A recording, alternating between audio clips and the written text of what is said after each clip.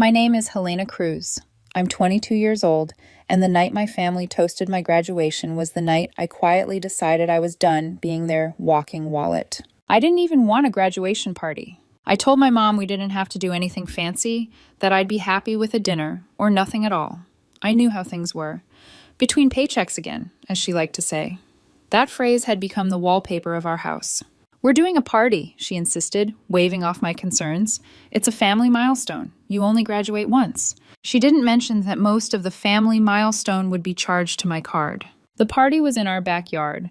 The same sagging string lights we'd had since I was a kid. Half of them dead. The rest flickering, like they were tired too. Folding tables borrowed from the neighbor. Food from a Costco run I'd paid for. Trays of pre-made pasta, meatballs, plastic tubs of salad, a cake with my name spelled slightly wrong. There were a few cousins, two of my mom's coworkers, my dad's buddies from the warehouse, who already smelled like cheap beer and kept calling me Helen. It's Helena, I corrected once. They laughed like I was being adorable, not accurate. My older brother, Marcus, stood near the cooler with a drink, acting like he'd organized the whole thing. He hadn't paid a cent. That was the pattern. I saved, they spent, and we all pretended it was normal. Logan was there too, my boyfriend. He came straight from his shift, still in his polo, hair pushed back like he'd done it with his hands in the car. He hugged me when he arrived, pressed his chin to my shoulder. "Proud of you," he murmured into my ear. Those were 3 words I'd never heard from my parents. Not once. I gave him a small smile and tried not to look at the credit card charge notifications still sitting unopened on my phone. The sun dipped lower. People milled around, talking about nothing. Someone put on music from a decade ago. It was the kind of party where everyone claps if someone taps a glass or raises a cup, even when they probably shouldn't. Marcus was the one who did it. He stood up, solo cup in hand, grinning like he was at a roast. The conversations died down around him. All right, he said loudly. I want to say something. Everyone turned. My dad leaned back in his lawn chair, already smirking. Marcus lifted his cup toward me. Crazy you finished, he said. You'll probably end up jobless anyway. There was this second where the words just hung there, floating above the folding tables and Costco pasta. Then my dad laughed. Loud, careless laughter, like it was the funniest thing he'd heard in years. One of his friends snorted. A cousin gave this uncomfortable little chuckle. My mom didn't even look over. She kept chatting with one of her coworkers, twisting a napkin in her fingers. My cheeks went hot. I could feel my ears burning. I forced a smile because that's what I'd been trained to do in this house. Take the hit, swallow it, keep everyone comfortable. I didn't say anything. I put my paper plate down on the table, the cake with my almost right name staring up at me, and walked back into the house. Logan watched me go, concern written all over his face, but he didn't follow. I think he knew I needed a second alone more than I needed someone at my side. Inside, the kitchen was quiet. The air felt heavier away from the canned laughter. I braced my hands on the counter and let my jaw unclench. It wasn't like this was new. Marcus had always loved getting a laugh at my expense. My dad had always loved playing along. My mom had always pretended not to hear. But something about it, the fact that I'd paid for the food he was drinking over, the lights that were barely hanging on, the cake, the plastic forks, snapped a thin thread inside me. I heard the faint echo of my grandfather's voice in the back of my mind. You're not their daughter to them. You're their lifeline. One day you'll see it.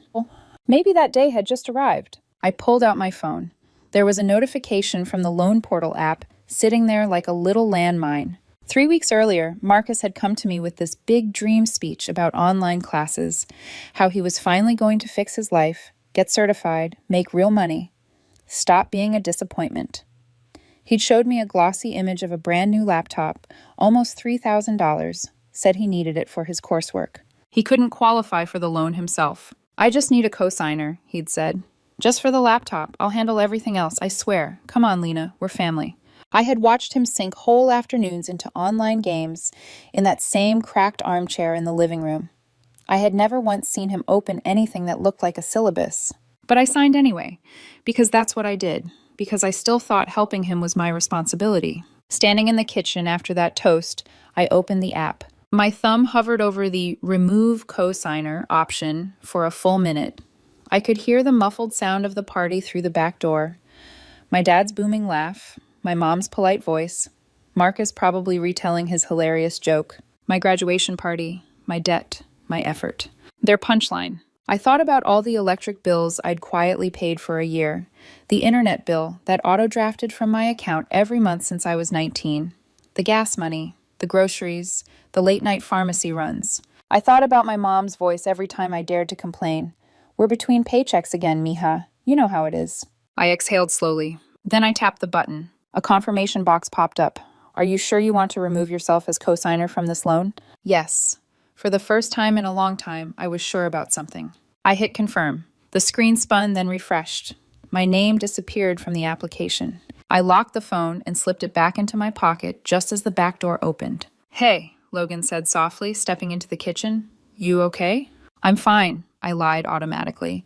Then, after a beat, I just needed some air and less comedy. He gave me a look that said he'd heard the toast too. You know that wasn't funny, right? He said. What he said? Your dad laughing? It's normal, I said before I could stop myself. They're just like that. Logan's eyes softened, with something between sadness and frustration. Normal doesn't have to mean okay, he said quietly. I didn't respond. Not because I disagreed, but because agreeing would mean admitting I'd been living in a place that wasn't okay for a long time. We went back outside. I pasted the smile back on. I let people hug me and tell me how proud they were when they barely knew what I studied. I watched my brother drink, laugh, and brag about how he was taking online courses soon, how he was finally going to get ahead, and I knew the call he didn't see coming would make those words crumble. The party ended the way all our gatherings ended. Paper plates stacked on the counter, my mom sighing about cleanup, my dad disappearing to the couch, Marcus wandering off, like he'd done everyone a favor by showing up. I stacked plates and scrubbed pans until my back ached. No one thanked me for the party.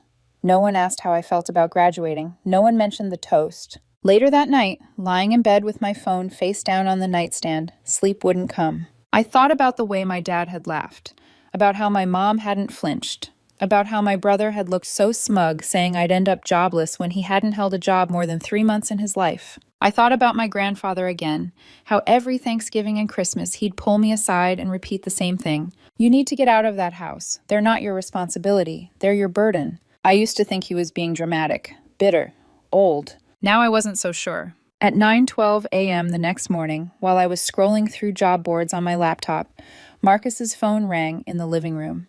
I recognized the loan company name on the caller ID as I passed by. He answered on speaker like he always did. What? He said, sounding half asleep. Hello, is this Marcus Cruz? A cheerful voice asked. Yeah, we're calling about your laptop loan. Unfortunately, your cosigner has been removed from the application, so we're unable to proceed with the approval at this time. What? Marcus snapped, suddenly fully awake. What do you mean removed? It was approved. Not anymore, the voice said. Without a qualified cosigner. He hung up. 10 seconds later, my phone buzzed. What did you do? The text read in all caps. Another came right after. Dude, you screwed me. I stared at the screen. For once in my life, I didn't rush to explain. I didn't apologize or justify or offer to fix it. I set the phone face down on my desk. By noon, I had 4 missed calls from my mom, 2 from my dad, and 1 from an unknown number that was probably Marcus using a friend's phone. I ignored them all. Instead, I opened a new tab. Apartments for rent within 30 minutes of the city. Studio, 1 bedroom, max budget. Listing after listing loaded tiny photos of tiny spaces with peeling paint and narrow kitchens and cracked tiles. Every single one of them looked like a miracle. By the time the front door slammed that evening and I heard my parents' voices downstairs, low, tense, already simmering, I knew something had shifted that wasn't going back. The storm was about to walk through the kitchen. For once, I wasn't planning on standing there with an umbrella. By the time they got home that evening, I could hear them before I saw them. Their voices drifted in through my bedroom window. My dad's low and angry, my mom's shrill and brittle, Marcus's pitchy ranting layered over both, the sound of tires crunching gravel, a car door slamming like punctuation. I closed my laptop, the apartment listings blurred into the background. The front door burst open. I stayed sitting at the kitchen table with a half-eaten bowl of cereal because I was tired of running to my room like a guilty kid. If we were going to do this, we were going to do it with me sitting right there. My dad came in first, pacing like he needed to wear a groove into the floor.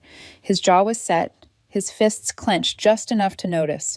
My mom followed him, already talking. Have you completely lost your mind? She demanded, not even bothering with hello. Do you have any idea what you've done? Marcus slammed the door behind them and stomped into the kitchen. I kept my spoon in my hand and looked up calmly. My heart was pounding, but I'd decided hours ago I wasn't going to show it. "What the hell were you thinking?" my dad snapped. "Taking your name off the loan?" Marcus pointed a finger at me like a lawyer in a TV show. "You ruined my credit," he shouted. "You sabotaged my future. They said I can't get approved anymore. I needed that laptop for school." "You needed it for games," I said evenly. "You haven't enrolled in anything." His face went red. "You don't know what I'm doing. You're not the only one trying to get somewhere in life." "You don't have a job, Marcus," I replied. "You stand in a GameStop parking lot with your friends for hours and call it talking business." My mom threw up her hands. "Listen to how you talk to your brother," she said. "You think you're better than everyone now because you have a piece of paper and a cheap party?" "The cheap party I paid for." I didn't say it out loud, not yet. My dad planted his hands on the back of a chair and leaned toward me, eyes narrowed. "We trusted you," he said. "We asked for one thing. You agreed. You don't just back out and make us look like fools." "You didn't ask," I said quietly. "Marcus showed me a picture and told me to co-sign. You didn't even know about the loan until now, did you?" For a moment, my dad's expression flickered. Then he pushed on. "You owe us," he snapped. "We raised you. We gave you a roof over your head, clothes, food." I almost laughed. "I've been paying the electric bill for a year," I said. "The internet since I was 19. I pay for groceries half the time. Gas. The party yesterday? That was my card too." My mom's face darkened. "That's called helping your family," she shot back. "That's what you do. You don't throw it in our faces like we're strangers. What? You want a medal?"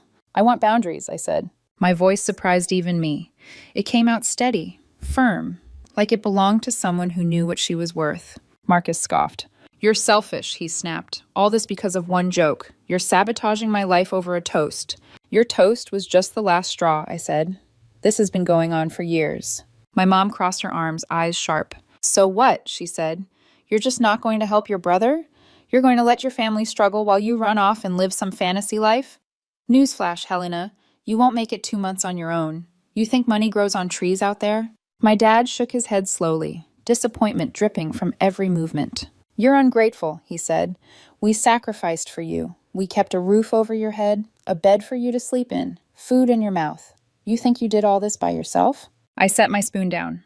"I'm not paying for anyone's mistakes anymore," I said. "That's it." Silence. For a moment, I thought my dad was going to flip the table. His fingers tightened on the chair so hard his knuckles went white. My mom's lips pressed into a thin line. "You're going to regret this," she said. "When you fail, when you come crawling back, we'll see how big your mouth is then."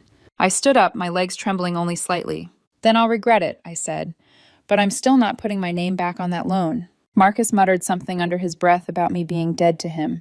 My dad cursed in Spanish. My mom shook her head like I'd personally betrayed the entire bloodline. I didn't yell. I didn't cry. I didn't beg. I just walked to my room, closed the door, and locked it. For the first time in my life, the lock felt like something I was choosing, not something I was hiding behind. The next day, no one spoke to me. Not in words, anyway. My mom slammed cupboards hard enough to rattle the glasses. My dad sighed loudly every time he passed my door, like he wanted to puncture the silence with his disappointment. Marcus lurked in the hallway, letting out exaggerated scoffs any time he heard me moving around.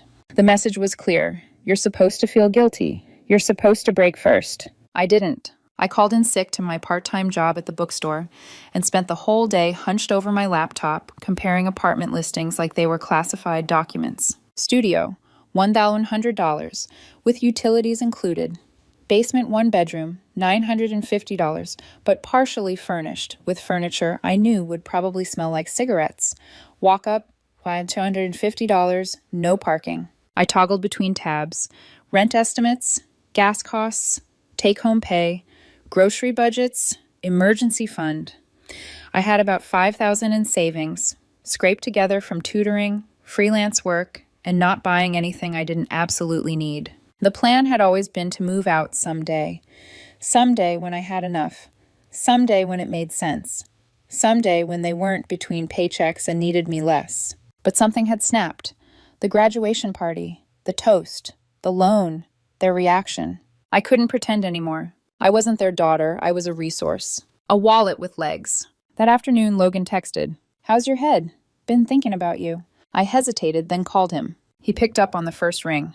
"Hey," he said softly. "How bad was it?" "Bad," I said. "Loan bad. Not talking bad. You owe us everything bad. There was a pause. You know that's not true, he said, that you don't owe them everything. They gave me a roof, I said automatically. You've been paying the electricity that keeps the lights on, he replied. That's not a one-way street. Look, I know it's complicated, but you can't keep bleeding yourself dry for people who only ever ask for more. His voice shifted, quieter. You remember Sophie? He asked. His ex. She had drained his savings with emergencies that were always suspiciously vague, borrowed money for rent, and bought concert tickets. Guilt tripped him about not being generous enough whenever he hesitated. It took him 2 years and one drained bank account to leave. Yeah, I said. She used to say the same stuff, he continued, that I owed it to her because she supported me emotionally, that I wouldn't survive without her. Leaving felt like jumping without a parachute, but once I got out, I realized she was the one holding the scissors to the strings in the first place. I leaned back in my chair, staring at the ceiling. So what? I said. You think I should just move out? I think you should let yourself imagine it, he said. A place that's yours. No one slamming cupboards because you said no. No one expecting your paycheck like it belongs to them. I can't stay with you, I blurted. I mean, not like that. I don't want to jump from one house to another and feel like I owe you too. I wasn't offering that, he said gently. I mean, I would if you asked, but I know you. You need your own space. I just don't want you to think this is your only option. Something in my chest loosened at that. I'm looking at apartments, I admitted. He let out a breath. Good, he said. Even if you don't pick one yet, just keep looking. Keep that door open in your head. After we hung up, I went back to the listings with a new kind of focus. This time, it didn't feel like fantasy. It felt like pre-planning. The next morning, I was mid-scroll, comparing a tiny studio with a cracked tile bathroom to a slightly bigger one with an ancient stove when I heard it. The unmistakable rumble of my grandfather's car. His old Dodge Charger sounded like it ran on thunder. Every time he started it, half the neighborhood turned their heads. I froze. Then I heard footsteps on the porch, the familiar firm knock. My heart jumped. I stepped into the hallway and looked down over the banister. My grandparents walked in like they owned the place. Grandpa in his faded denim jacket, jaw clenched, eyes already narrowed. Grandma clutching a Tupperware container I knew was something I liked, probably arroz con leche or those lemon cookies she made when I was a kid. I stayed on the stairs, half hidden, and listened. It didn't take long. What you did to that girl is disgusting, my grandfather's voice boomed from the living room. Using her, draining her, then calling her ungrateful? You should be ashamed. She's our daughter, my dad snapped back. This is our family. It's none of your business.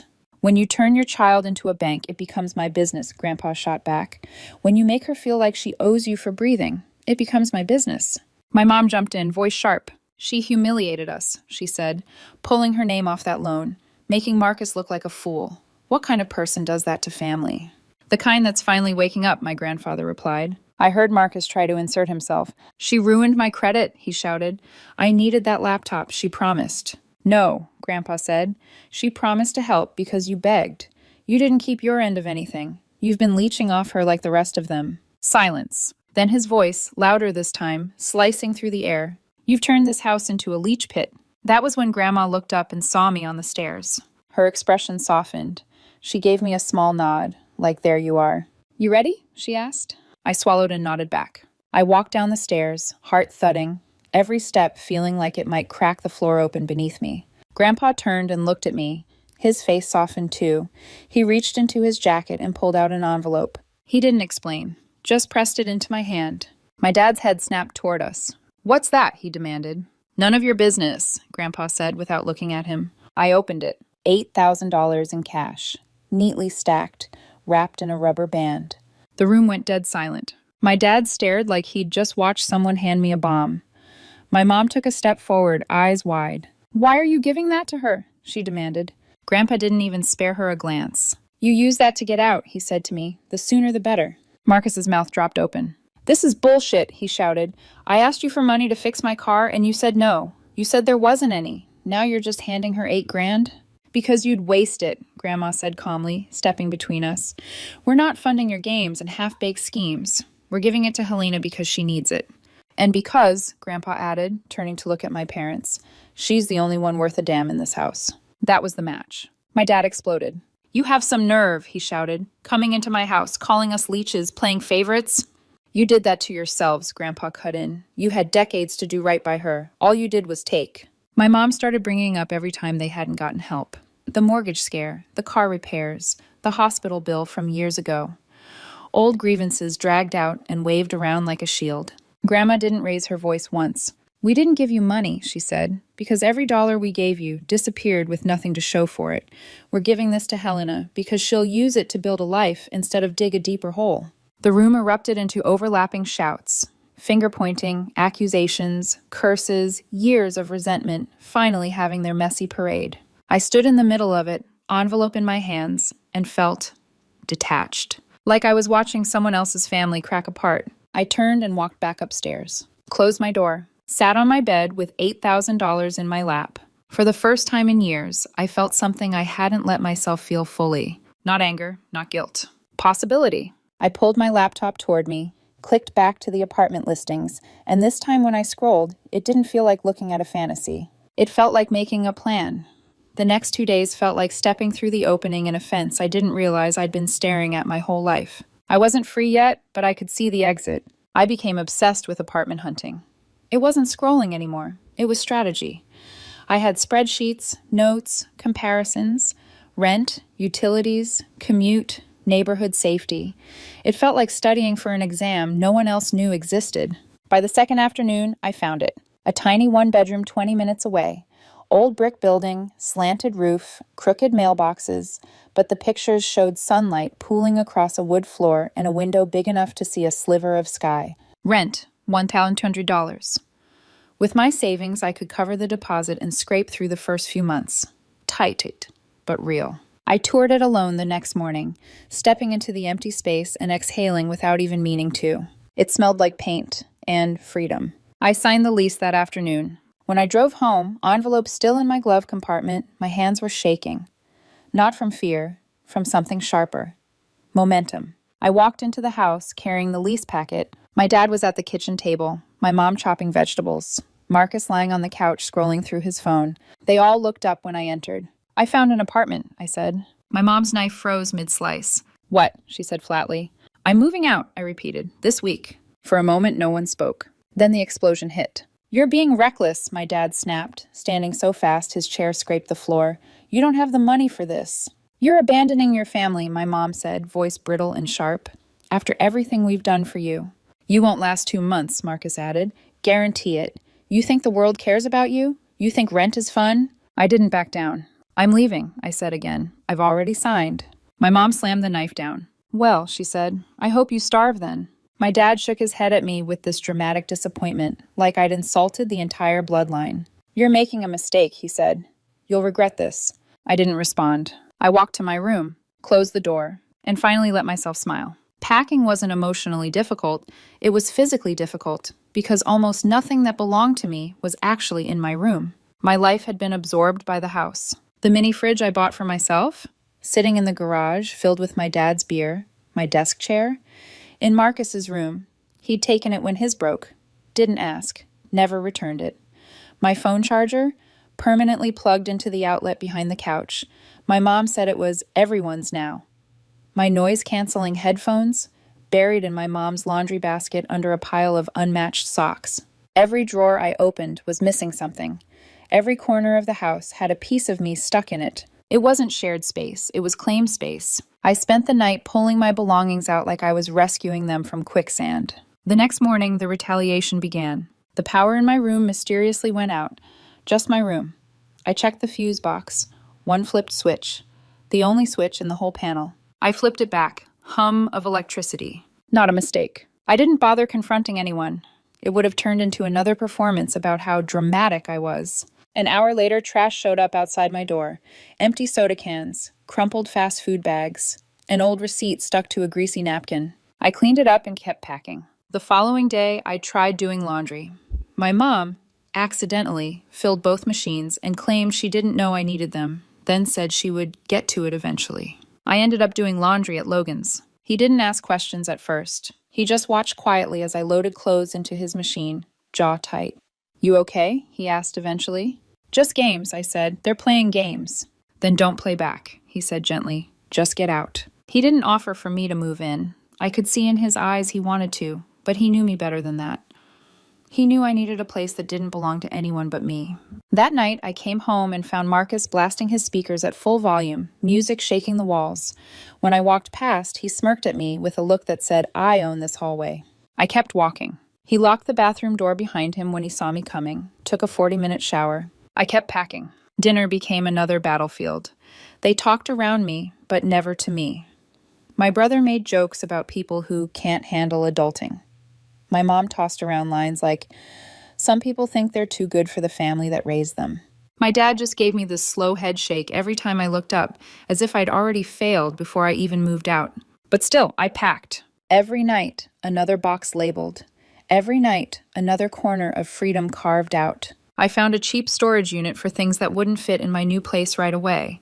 I packed clothes in trash bags and taped fragile items in towels because bubble wrap suddenly felt like a luxury. I kept my suitcase under the bed, filled with the things I couldn't risk anyone touching. The day before the move, I sat at the kitchen table for a moment just to see what would happen. Nothing. My mom stood up and walked out of the room. My dad scrolled through his phone like I wasn't there. Marcus tossed an empty soda can toward the trash and didn't bother checking if it landed. It didn't. I stood, went upstairs, finished the last box, and laid on my bed staring at the ceiling. My grandfather called at 8. "We'll be there at 8 a.m. sharp," he said. "Bring coffee?" "Bagels, too," Grandma yelled in the background. "And rope," Grandpa added. "We'll need rope." Then, after a pause, "You're doing the right thing, Helena. They'll be mad. Let them. You walk anyway." Another pause, softer this time. "I'm proud of you." I closed my eyes. No one in that house had ever said that to me. Not once. I slept maybe 3 hours. At 6:11 a.m., I was already up, dressed, and staring at the packed boxes stacked like stepping stones to the exit. The house was quiet. Too quiet. No footsteps, no doors slamming, no demands. I carried the first box downstairs, then the second, then the third. 3 trips before anyone woke up. 3 trips where it was just me and the echo of an empty hallway. At 8:03 a.m., I heard it. The deep growl of my grandfather's engine pulling up the driveway. My escape vehicle. I opened the door. Grandpa climbed out in his denim jacket, work gloves already on. Grandma held a box of gas station bagels and a cardboard tray with 3 coffees. She kissed my cheek softly when she reached me. "Let's get you out," she said. We started loading the truck. Grandpa had a system. Boxes first, heavier stuff in the back, everything tied with rope like he was preparing it for a storm. Grandma wiped each surface before loading it like she was setting up a home instead of leaving one. It felt like I had backup for the first time in my life. By 8:40 a.m., we were tying down the last load when I heard the familiar sound of my parents' car. They weren't supposed to be home until noon. I froze. Grandpa's hand paused on the rope. Grandma inhaled sharply. The car doors slammed. My dad walked towards us with his jaw set like he was marching into battle. My mom followed, glaring. Marcus stumbled out of the back seat shirtless, rubbing his eyes. No one said good morning. My dad stopped directly in front of the truck. "So this is what you're doing now," he said. He didn't look at me. I didn't look away. "Sure is," Grandma answered for me, walking up beside me. "She's doing what none of you ever had the guts to do." My mom let out a cold laugh. "Oh, so now she's some kind of hero?" Grandpa ignored her. We kept tying the last strap. Then Marcus circled around to the back of the truck, eyes scanning the boxes, and stopped. He reached in and pulled one halfway out. "This one's mine," he said. "You're not taking it." I recognized the box. Inside it was my Xbox. The one I paid for. The one he used every day. The one he told his friends was his. "That's mine," I said calmly. "I bought it. I have the receipt." "I don't care," he snapped. "You're not leaving with it." He stepped closer. The air tightened. For a moment, it felt like this was about to get physical. My mom started walking toward us, her eyes flashing with that familiar, "How dare you make things difficult" look. My dad crossed his arms, almost like he wanted to see what I'd do. Then Grandpa stepped forward. 1 step. Slow. Controlled. He stood beside me and said, in the calmest voice I'd ever heard from him, "Move." Marcus laughed. "No." Then Grandpa took another step. Just one. But it was enough. The smirk disappeared from Marcus's face. He stepped back quickly. "Whatever, freak," he muttered, walking away. My mom shook her head. My dad said nothing. None of them apologized. None offered to help. They just hovered like spectators waiting for a show to continue. We finished loading everything. Grandpa checked the straps twice. Grandma tucked the extra rope into the side compartment. I did a last walkthrough of my room. Empty shelves, bare floor, window closed. I stood in the doorway one last time. 22 years in that room. But it never really felt like mine. I walked downstairs with my last bag. The front door was closed. No one came out. No goodbye. I got in my car, waited for Grandpa to pull onto the road, and followed them. Half a block away, my phone buzzed. A group text from my mom. Don't expect to come back here when this all falls apart. I muted the chat, looked up, and followed my grandparents' truck toward the freeway without looking back. By the time we reached my new apartment complex, the sun had risen enough to cast a thin gold light across the faded brick building. 2 floors, crooked shutters, mismatched mailboxes, the kind of place people describe as modest, unless you've lived in chaos your whole life. Then it's paradise. Grandpa parked with the deliberate precision of a man who had parallel parked tractors before cars even existed. I pulled up behind him, my hands still trembling from adrenaline or fear or something sharper. When I stepped out of the car, the air felt different, still, softer. No shouting from the neighbors, no thudding footsteps, no doors slamming like punctuation marks after accusations. Just quiet. My grandmother looked up at the building and smiled. "It's cute," she said. "You can make this yours." "Mine." The word hit somewhere deep. We hauled the boxes up the stairs. Grandpa moved like he'd done this 100 times, because he had. Grandma wiped down counters and checked the fridge like a mom inspecting a dorm room on move-in day. For every box I carried in, 10 pounds of something heavy slid off my chest. No guilt, no eyes watching, no silent commentary radiating from the kitchen. Around noon, we were halfway done. Grandma handed me a lukewarm bagel, and I ate it, standing in my own kitchen. A kitchen that had never heard my mother sigh, or my father criticize, or Marcus rummage through my things without asking. That alone felt worth half my savings. But before we could finish unloading, my phone buzzed. "Logan, did you make it okay? Want help unpacking later?" A tiny smile crept up. Before I could answer, Grandpa called from the doorway. "Hey, kiddo," he said. "Let's get the last load." I shoved my phone back in my pocket. When we got back to the truck for the final trip, something felt wrong. Grandpa paused mid-step. Then I heard it. That sound, the sound I'd grown up with, the engine of my parents' car. "No, not here." My chest seized. The car pulled in fast, tires crunching aggressively, like my dad was trying to take ownership of the parking lot. They weren't supposed to know where I lived. I hadn't told them. But I knew exactly how they found out. Marcus. He'd always tracked locations on shared apps without asking. I forced myself to stand straight as Mom's door flew open. She stepped out with that tight, bitter smile, the one she wore right before she said something unforgivable. "Well," she said loudly, "here she is." I didn't answer. My dad slammed his door like it owed him money and strode toward the truck. Grandpa stiffened. Grandma stepped just slightly in front of me. Dad stopped in front of the truck bed. "So this is your big plan?" he said, voice dripping contempt. "Run away? Letting them steal you from your family?" Grandpa didn't move. "No one stole her," he said. "She left." Marcus stumbled out of the back seat, shirt half on, eyes bloodshot. "God, this place is a dump," he muttered, looking around. "You really think you're going to survive here, without us?" My jaw clenched. "I already did survive," I said, "with you." Mom rolled her eyes dramatically. "Oh, listen to her, acting like she had it so hard. We fed you, we clothed you, we gave you a home." I stepped forward before I could stop myself. "And I paid for most of it," I said. "The bills, the groceries, the internet, the graduation party. I covered more than you ever admitted." Silence, flickering, but only for a second. Then my dad scoffed, waving his hand like I'd said something childish. "You think paying a few bills makes you grown? You think you're going to handle rent, utilities, life without us?" "I've been handling everything," I said, calmer than I felt. "The difference is, now I'm doing it without being insulted for it." Marcus snorted. "You're dramatic. You always have been. That's why no one takes you seriously." I didn't react, which only made him push harder. "Grandpa's spoiling you," he added. "They picked their favorite and left the rest of us to rot." Grandma stepped forward at that. "We didn't give you money," she said, voice deceptively soft, "because you waste everything you touch."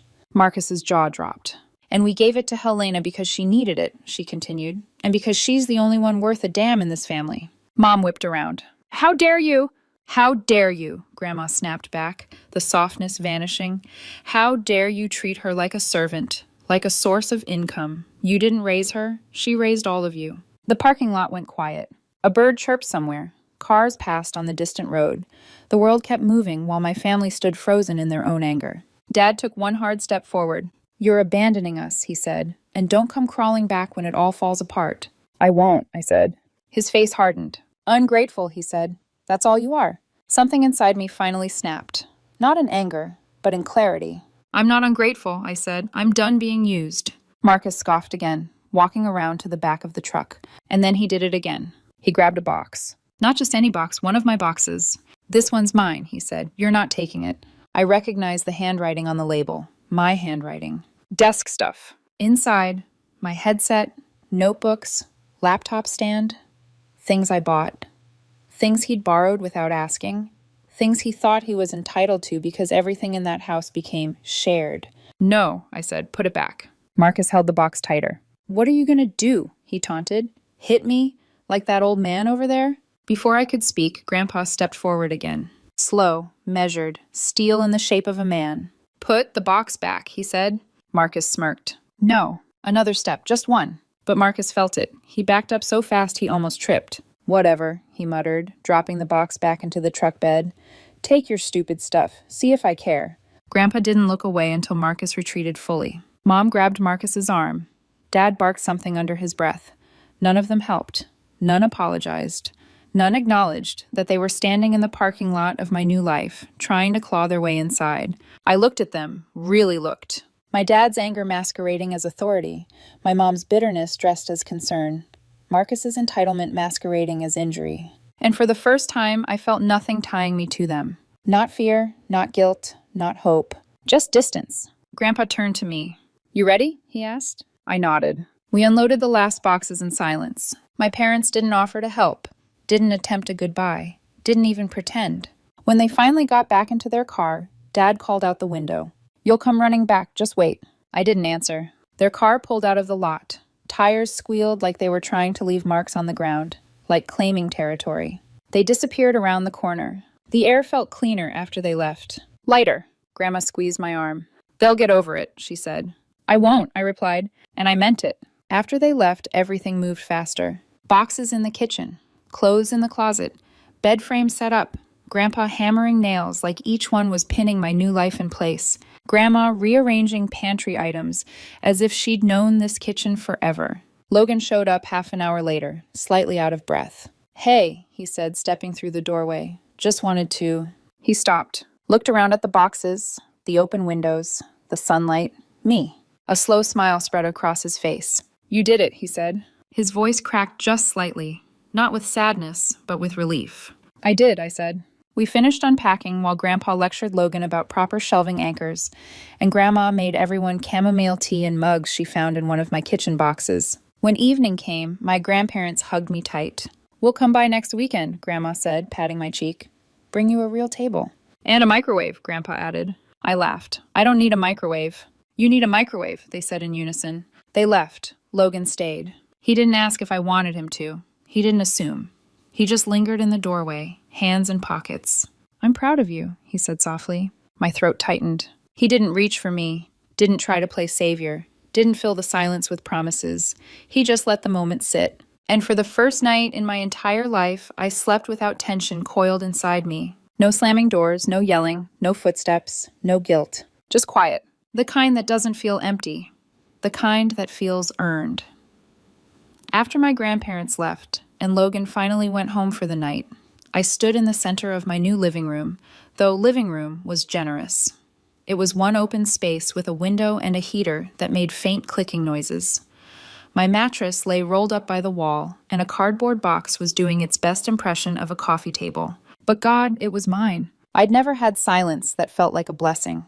At my old house, silence meant a storm was building behind a door or down a hallway. Someone was angry. Someone was waiting to pounce.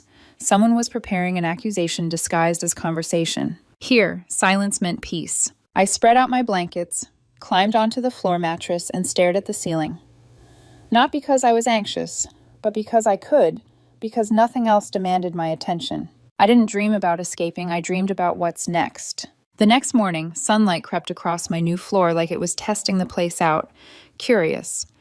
I made coffee in a cheap $15 machine, burned the first batch, then made a better one. I sat cross-legged on the kitchen floor with my chipped mug and took in the room. It wasn't the prettiest place, not the biggest, not the cleanest. But it held no expectations, no demands, no obligations tied to guilt. Around noon, I drove back to my old house with Grandpa to pick up a few tools and a storage box I'd forgotten in the garage. I didn't want to go inside, so I texted Marcus and told him to leave my things by the side door. When we arrived, the bag was waiting, shoved inside a turned black trash bag, duct-taped shut like someone packed it angrily or carelessly. I didn't look at the house. I didn't knock. No one came out anyway. My mom's car was in the driveway. My dad's too. My brother's bike leaned against the porch railing. But the curtains never moved. Grandpa loaded the trash bag into the bed of his truck. As he tied it down, he muttered, "Figures." I said nothing. On the drive back, he said, "I bet they told themselves you'll be back in a month." I stared out the window and said, "Let them wait." Unpacking felt different this time. Not rushed, not frantic, not supervised. Just mine. I put a few things on the shelves, hung one picture, stood back and realized how small the space was and how huge it felt. That night, I took the longest shower of my life. No one banged on the door. No one complained about the water bill. No one yelled that someone else needed to get in. I wrapped myself in a towel and smelled my shampoo, uninterrupted. Afterward, I ordered pizza, set my laptop on a box, and ate straight from the carton with my hands. It was the best meal I'd had in years. Not because of the food, because of the silence around it. The weekend came. Still no calls from my parents, not even a text. It didn't hurt as much as I thought it would. Maybe because deep down I'd always known it wasn't my absence that bothered them. It was losing access. On Monday night, Grandpa came over to help mount a couple of shelves and fix a loose outlet cover. We didn't talk about my family. We didn't need to. He worked quietly while I held the flashlight. When we were done, he said, "This place suits you." And I realized it did. 2 weeks after I settled in, I hosted a small housewarming. Nothing fancy. Some coworkers from the bookstore, a coding boot camp friend, Logan, and of course my grandparents. Grandma arrived first carrying way too much food. Lemon bars, empanadas, and 2 plastic containers of arroz con leche. "Just in case your friends are hungry," she said. Grandpa brought folding chairs and a toolbox, just in case something breaks. He set them down like they were gifts. My friends showed up next. They drank cheap wine and complimented the streaks of light on my wall. They took pictures of my tiny kitchen like it was a quirky aesthetic instead of the only option I could afford. Logan pulled me aside at one point, nodding toward my grandparents who were showing my coworker how to fold a napkin the proper way. "You okay?" he asked softly. I looked around my apartment. The mismatched cups, the thrifted lamp, the hand-me-down microwave Grandma insisted on bringing. My mattress still on the floor, the soft, unfamiliar feeling of being surrounded by people who weren't waiting to take something from me. "I'm good," I said simply. Then, after a moment, "I don't think I've ever meant that before." He smiled, hesitated, then gently touched my hand. "Take your time," he said. "Don't rush anything. I'm not going anywhere." Something warm pressed into my ribs. For the first time, I believed someone meant it. After everyone left, I cleaned the kitchen in silence, wiping down the counter like it was sacred ground. I stood in the dim glow of my thrift store lamp with a slice of leftover cake in my hand and thought, "This is what home feels like. Not what I lived in before, not what they demanded I be grateful for. This." My parents still hadn't reached out. Not during the move, not after the party, not even now. Marcus sent one text. "Cool." No context, no apology, no follow-up. I didn't reply. They weren't blocked. I didn't feel the need. They could call, they could text, they could show up.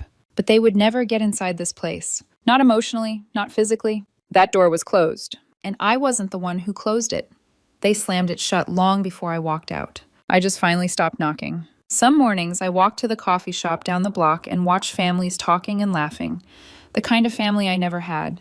The kind I used to ache for. Sometimes the ache still flickers. You don't just lose the want. You lose the belief that the want will ever be met. But then I remember, I do have family. 2 people who stood on my parents' porch and told the truth. 2 people who showed up with money and ropes and bagels and full hearts. 2 people who saw me. Not for what I could give, but for who I was trying to become. My grandparents were enough. More than enough. Every month when I pay rent, I smile. Sometimes my bank account scares me. Sometimes I'm broke. Sometimes I eat ramen for 3 straight days. But no one yells at me while I cook. No one flips the breaker. No one steals my headphones. No one demands my paycheck. No one mocks me in front of guests. No one tells me I owe them for surviving. I eat dinner alone in silence. And I sleep through the night. And that quiet, that peace, is worth every dollar I'll ever earn. For the first time in my life, I feel free.